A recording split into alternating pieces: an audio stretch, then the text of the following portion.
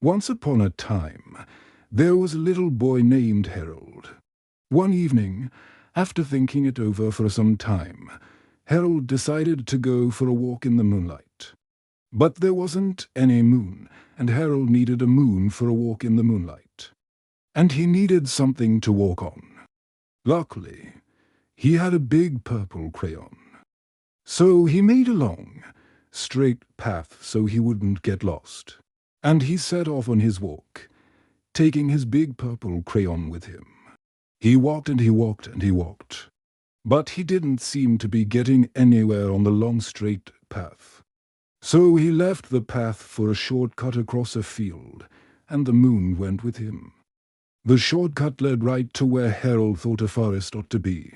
He didn't want to get lost in the woods, so he drew a very small forest, with just one tree in it. It turned out to be an apple tree. The apples would be very tasty, Harold thought, when they got red. So he put a frightening dragon under the tree to guard the apples. It was a terribly frightening dragon. It even frightened Harold. He backed away. His hand holding the purple crayon shook.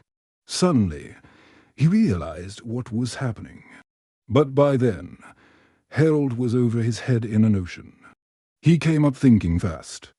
And in no time, he was climbing aboard a trim little boat. He quickly set sail, and the moon sailed along with him. After he had sailed long enough, Harold made land without much trouble.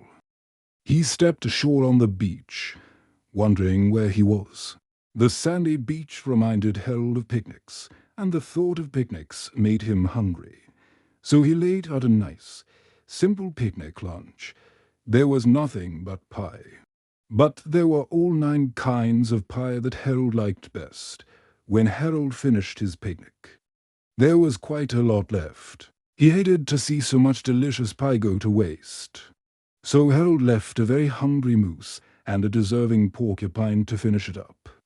And off he went, looking for a hill to climb to see where he was. Harold knew that the higher up he went, the farther he could see. So he decided to make the hill into a mountain.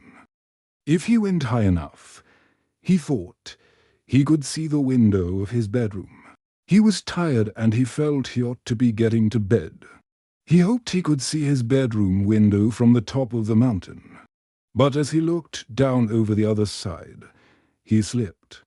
And there wasn't any other side of the mountain. He was falling in thin air. But luckily, he kept his wits and his purple crayon. He made a balloon and he grabbed onto it. And he made a basket under the balloon, big enough to stand in. He had a fine view from the balloon, but he couldn't see his window. He couldn't even see a house, so he made a house with windows. And he landed the balloon on the grass in the front yard. None of the windows was his window.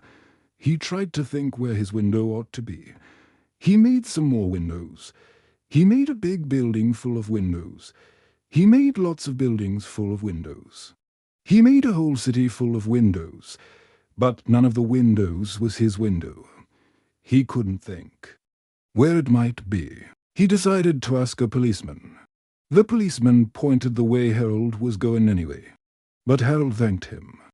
And he walked along with the moon, wishing he was in his room and in bed.